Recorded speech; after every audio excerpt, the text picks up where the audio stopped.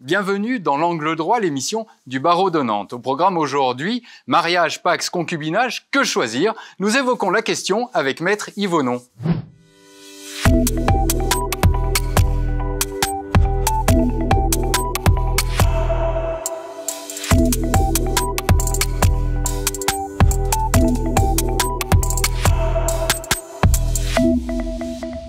Mariage, pax ou concubinage, ce sont trois unions totalement différentes. Le concubinage est une union libre, c'est son nom, totalement libre dans l'organisation, dans l'union, dans la rupture.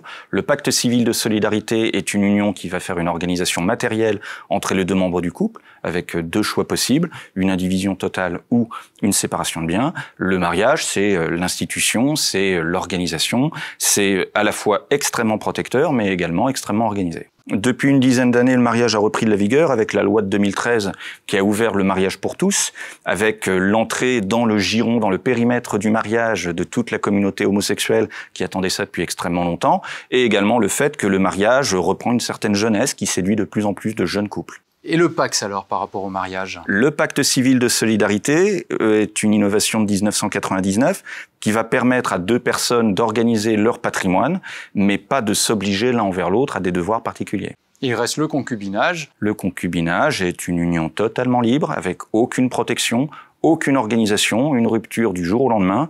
C'est l'union la plus périlleuse. En travers ces trois modes d'union, on va finalement du plus libre au plus contraignant, mais aussi du moins au plus protecteur. Exactement, on va du moins au plus protecteur, puisque, encore une fois, dans le cadre du concubinage, il n'y a aucune obligation entre concubins. La rupture est totalement libre et d'une certaine façon assez dangereuse. On voit des situations concubinaires qui se terminent en drame, mais il n'y a aucun recours. Le pacte civil de solidarité organise le patrimoine. La rupture est moyennement encadrée, mais totalement libre, et il faudra liquider le patrimoine. Quant au mariage, la protection est complète, avec des incidences fiscales, des incidences d'obligation l'un envers l'autre, et également une rupture encadrée judiciairement.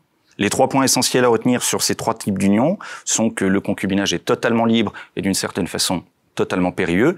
Le pacte civil de solidarité est une organisation matérielle. Le mariage est l'organisation la plus complète avec des obligations entre les époux, une optimisation fiscale et un patrimoine encadré.